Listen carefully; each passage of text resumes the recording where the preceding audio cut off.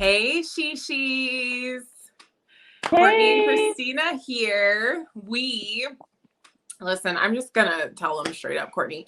Listen, this is going to be the struggle episode. First of all, we both work full-time jobs. And I definitely didn't look like this in the virtual realm today. I had a hat on. Did not intend to get all ready and to be on camera to do a podcast, but we have some things we'd like to talk about. So in the name of just, being a boss babe, we are here and we're recording middle of the week on a work night. I think this is our first time doing this. Yeah, we never record on a school night, a work night. School nights. We like to keep it to the weekends. Yeah, because it's 8:30. Usually I have my scarf on and I'm getting ready to turn into a pumpkin. But we've just been really consistent in pushing out content. And the past couple of weeks, man, we just had some really dynamic women. We had Tina, we had Melody, we had Maritza. And, I was like, well, maybe we can wait a couple of days and do it in the weekend. I'm like, every Friday we're pushing stuff out. And as I think about when we did our first episode to now doing our video episodes, and we've never really been about the likes and how many people have liked the video and how many, you know what I mean? Mm-hmm. But more so what people are taking from it and the whole reason why we started a podcast to begin with. And just to see the comments, and not the comments like, yay, good video, but just, hey, I took this from your video. When I watched Maritza, I felt this way, or, and showing her support. Or when I watched Tina, I felt empowered, or I needed to hear this, this came at the right time. Or when they heard Melody and they thought I was struggling with X, Y, and Z, and so that's what I like about Sheephoria and what we're doing. And so I'm just like, it's us, it's our podcast, it's the middle of the week, we're struggling. I think first of all, I know it's totally fine to name that. That's just the name of the game, when you're pursuing something that you maybe love, or a passion or hobby that you have on the side while you're still working and fully employed. So but I'm grateful for it, because I think I spent, especially like the past couple of years, like time wondering, like, I know I have a strong voice, but where do I use it? Do I write a book? Do I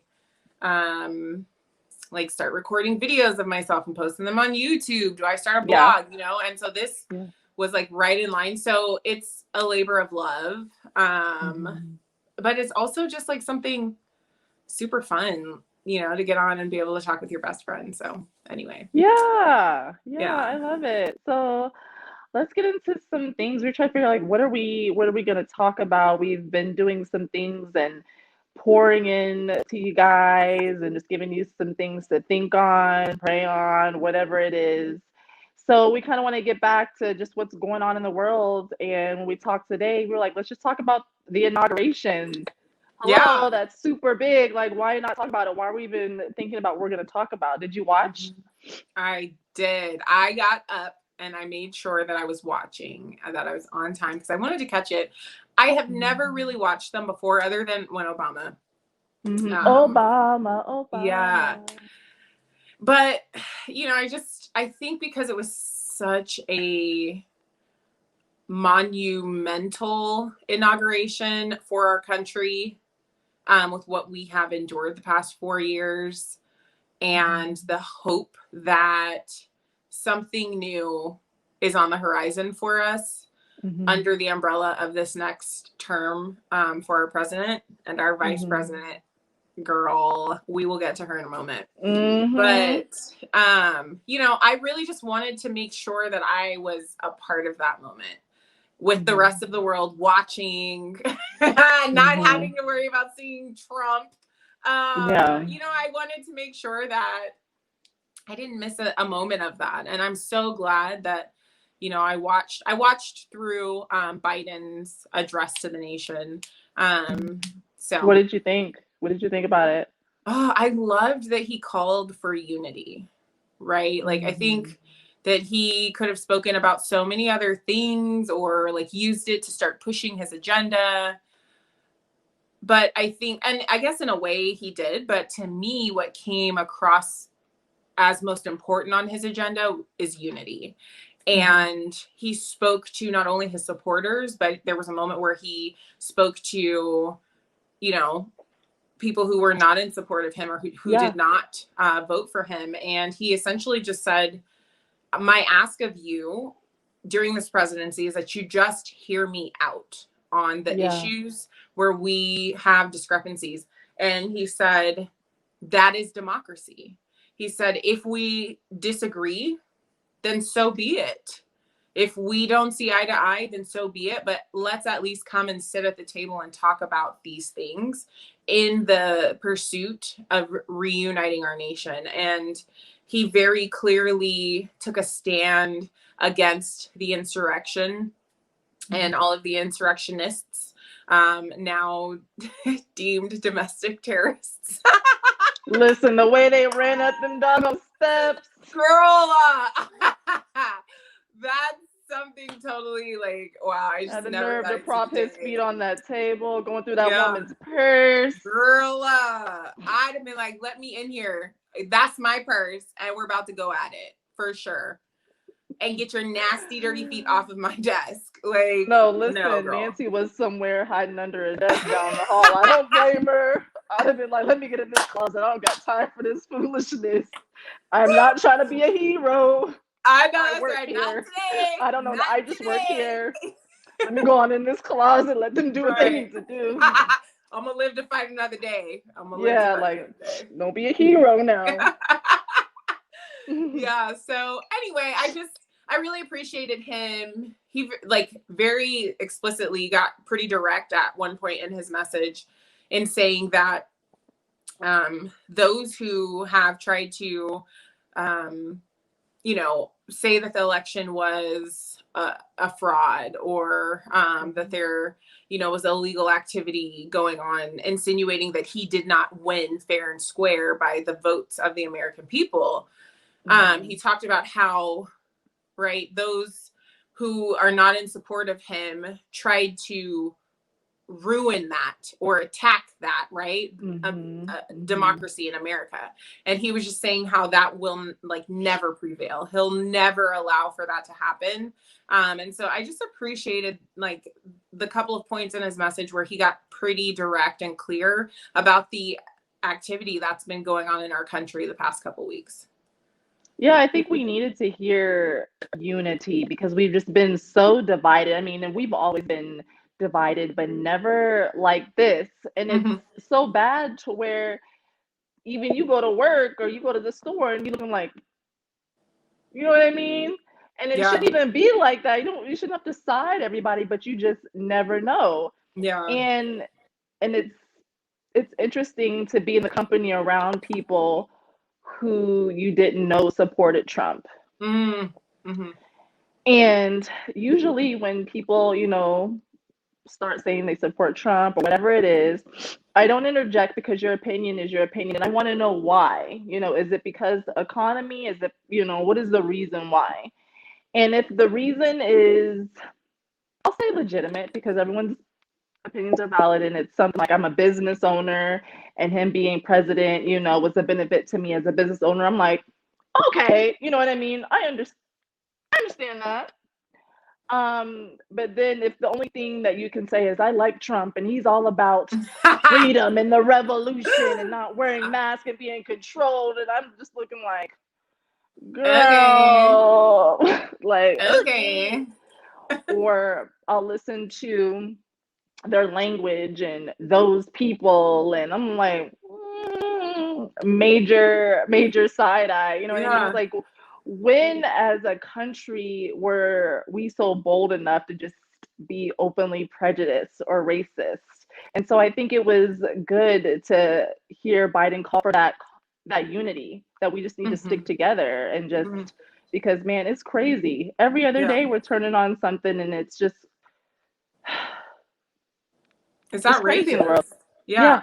That was also something that, so my staff, the school that I work with, we make sure to take time to pay attention and honor current events that are happening in the world. And so, of course, we did the same thing with the inauguration. And we had like a staff meeting, we call it a staff circle, but where we talked about how we were feeling as a result of the inauguration. And consequently, when I was meeting with different teachers today, so we had that meeting yesterday, when I was meeting with different teachers today, we kind of just touched on some of the things that we shared when we were in the circle yesterday. And my reflection yesterday was, I feel eerily and cautiously optimistic. And I said that because I now watch the news with this like feeling of what's going to happen. What today, now? Right? Like what crazy thing is going to happen today, or is our president going to say today? And even though I know that that's not who Biden is, it's like trauma. That trauma from the past 4 years. Yeah. And so it's like, as inspirational, and I think that would be a great place for us to move into with our conversation, but as inspirational as yesterday was, and seeing Kamala, take her place, honey, in her royal purple. Okay. As inspirational as that was, there's still this, like, when you turn on MSNBC or CNN, because those are the news channels I watch, it's just kind of like, what did he say? What, even though we know that Trump is out of there. So anyway, I think it's just, like I said, that I don't have any like high expectations of they're going to fix everything, because who can do that? Right. But also, I think Trump just did such a number on this country, like to even have its citizens feeling this way when we're watching the news, which is what we rely on to stay informed about what's happening in our world, in our country. It's just another moment of like, what a freaking asshole he is to have created this sense of uncertainty and when's the other shoe gonna drop, so anyway. And we just wanted I really just wanted like a sigh of relief when they were doing the debates and stuff. I did have a few, I don't want to say reservations, but concerns, especially what they want to do with the economy. As a business owner, you're worried about your coins. Yeah, coin. So, and I don't feel like the answer was completely clear, but I am relieved that we have someone in office that has some sense, not going to cause a melee in the front of the Capitol, you know what I mean? So I feel... She said a melee. And I keep laughing because they have this video of them running up them steps and them scaling that wall. Listen, I don't want to ever hear anybody calling us monkeys the way they were scaling up that wall. Girl. And around. Y'all look a lot more apt for that than we do. Listen, they had it together, honey. Scaling that wall like Spider-Man. All the Spider-Mans, with the exception of the last one, have been white. So while y'all are talking and calling us monkeys and this and that, I need you to look at Spider-Mans, because Spider-Mans were those insurrectionists scaling that wall. You are absolutely right. Unbelievable. I can't believe it. Unbelievable. I was walking out with a podium. Unbelievable. Girl, unbelievable. Disrespectful. So anyways, I was, trying to catch bits and pieces of the inauguration. I had to work. But there is like a TV kind of like in the waiting area, and it got turned off in respect to our clients. Oh. So I only got to catch like bits and pieces that would come through my phone, but it was crowded because I kept hearing about Trump pardoning all these people, and I saw one pardon for Kodak Black. I'm like, didn't he rape somebody or whatever? Oh my gosh. Anywho, so it was hard for me to really keep up with what was going on, but the parts that I did see Kamala get sworn in. I did see bits and pieces of Biden's speech. I saw some of the performances. But I Mm, was, but overall, I feel like I was just excited that entire day, especially when Kamala was sworn in. Like I felt a sense of peace. I felt a sense of empowerment and strength. And I remember when she did her debate and she was like, "Sir, I'm talking." You know what I mean? And I love that she was assertive and direct and she was herself. I love that she was looking at him and giving him the sauce, stuff that mm-hmm. as black women we don't always do in certain spaces because of how it might be interpreted as us being aggressive. So I love that we have a strong black woman in office who is letting them know Yeah. this is me. I mean what I say, you're gonna respect me. She gave it to him. Yeah. Served it up. What did Meg the Stallion say? Ate it up and gave it back. She ate it up and gave it back. Did you what was she did you said you liked her out? What was she wearing? I saw Oh, like she's in like this a the like BDSM like the black. BDSM. Oh, What? wait. I thought you were asking about Meg the Stallion. Kamala, no disrespect. I thought she was asking about Meg the Stallion. That is not what our current vice president had on. Madam Vice President. Madam Vice President, I apologize sincerely. We ain't never gonna get in show business now. I know. We ain't got no sense. No, okay. Madam Vice President Kamala Harris had on like this royal purple color. And they made reference to Shirley Chisholm, and I don't know if those were colors that she wore or like liked or were her favorites, but they made mention of Kamala wearing a black designer. And so she had this dress on.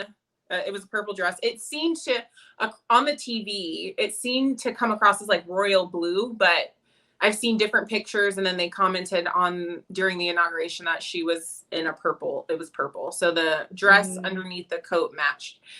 And I just thought how fitting, purple is royalty, kings and queens. And that is exactly what she is. And when she was sworn in, it was just so inspiring. I got goosebumps. Yeah, I did too. I cried. I was crying. I got goosebumps, yeah.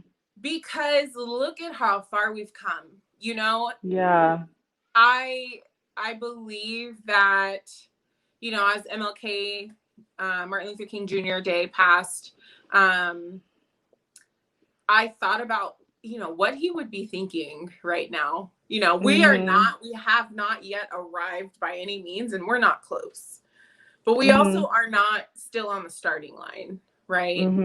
And so it is reassuring, and maybe that's why I got emotional. Number one, to see when they say when kids see somebody who looks like them doing that looks something, like them. Yes. Yeah. And maybe it was the fact that I'm not a kid, but I'm still, I haven't even hit my prime yet. And she showed me, right? Like I've known she was going to be our next vice president. Yeah. But in that moment, to see a woman of color who identifies as partially Black, biracial. Yeah, biracial, South Asian, I think they said Black and South Asian. It just communicated to me, it not even communicated, it demonstrated. I was able to see that anything is possible, and that it's not over, I think is another thing. We are taught to like go to school, get our education, get in your career, and then it's like, now what? And I feel like I was really blessed for us to like find one of the next things of our lives and to love what we do with it and how it impacts and affects people. But I don't know. It just felt different. Yeah. It felt different. Hope. Especially that picture of her and Obama, and they're going like this to each other. And Yeah. especially after last year and the efforts of Black Lives Matter, and just seeing the country, like the country was up in flames, all the Yeah. protests, and then Yeah. just to turn around and see Biden and this Black woman in office. Like, I was sitting there at the desk, even though it wasn't on TV. I knew it was happening. I'm glancing at, my phone. You know how the Apple Spotlight pops up and it says Kamala has been sworn in. I'm thinking, I'm bliggity black and I'm black, y'all. And I'm black, y'all. You know what I mean? Like, girl, I know you wanted to get up on that desk and twerk in front of them white people. I was just like, Can't nothing take my shine, not today. yeah, and I'm excited. And I saw that Biden went to work that day. Girl, signed 15 executive orders. And you know what? I was watching the news after the inauguration was over, and the way they tried to spin it was, this is unprecedented. And I think I said out loud something to the effect of, what the F are you complaining about? You want to complain about the fact, or analyze, right? The fact that on his first day, he signed however many executive orders. At the time when I was watching, I think it was 15. But I'm sorry, not even 24 hours ago, we had an idiot in office. And no, I appreciate him doing that. Yeah, and so many of us were appalled at his actions and just the hurt that he has imposed on this country, right? And now we have somebody in here who is signing executive orders that are reversing what has been put in place by Trump. And that's what we want to talk about in the news. So anyway, it just made me think of, like, when I say eerily and cautiously optimistic, like, that is one of the things I'm talking about, right? Because I think we as people are going to have to become unconditioned to the, like, circumstances that we were in and the conditions that we've been living under for the past 4 years, right? And it just made me think about, like, media too, right? Like, they have a huge responsibility, and they can either stay neutral, right? And lean towards the positive, or they can push out rhetoric that is not true. And, like, paints a negative picture of our current president and vice president. So it just made me, like, think about that too. Our media has to heal, right? And be willing to hope again and give Kamala and Biden a fair shot. I think we all need to give him a fair shot. I hear you, and I feel you on being just kind of cautious and having that eerie feeling. I know that he wants to go to work, and rightfully so. Thousands and thousands of people have died from COVID, and so I know they really want to try and fix that. I'm not sure what they could really fix at this point. And so the cautiousness comes because I know Biden really wants everyone to get the vaccine, and he's really pushing it and pushing it and pushing it. And I know a lot of people are on the fence about the vaccine. I haven't taken the vaccine yet. And I've had COVID. And there's just so many questions around it. So I'm a little eerie about that because we're still, as a country, divided. Did you take the vaccine? Do you want to say? I have not. You haven't taken it yet? I haven't. I work in schools, and I know that that's going to be a really big decision for me to make, whether it is to take it or to not. Because I know that schools will be going back in session. I have been privileged to not have to go into work, and I state that as being a privilege because not everybody has had that luxury. And as we're hearing more about Washington State being, phased back open, it's becoming a reality. And so those are things I'm thinking about. Do I get vaccinated? Do I not? What happens if I do and something goes wrong? So these are definitely very real questions. Yeah, that's where I'm at. Like, do I not? So right now I'm just at a space where I'm just kind of waiting to see. just trying to use a little bit of discernment here. Vibes, energy, whatever you want to call it. I'd say whatever God is discerning to me. So right now, I'm gonna wait. You can vaccinate me with the blood of Jesus for now, but as of right now, I think I'm gonna wait and I just want to get more information. I think that just goes back to we just need to stay informed. Don't run out and do something simply because the anchor on the news station says do it or everyone else is doing it. You know, make the decision for yourself. And I say if you did get the vaccine, great, you made the best decision for you. And if you haven't gotten it and you refuse to get it, that's the best decision for you. That's all that matters. Yeah. But back to the inauguration. You were talking about Kamala's outfit. What stood out to me was Miss Michelle Obama. Yes. The way she came punching out, honey. But you know what I did think in the back of my mind? Kamala, why don't you got that on? You know what I mean? Know. I know. We're gonna have to work on Kamala. She needs to get into some pantsuits. Well, she does wear pantsuits, but like elegant. It's just real. I don't know how to describe it. Like they're not bad, but something.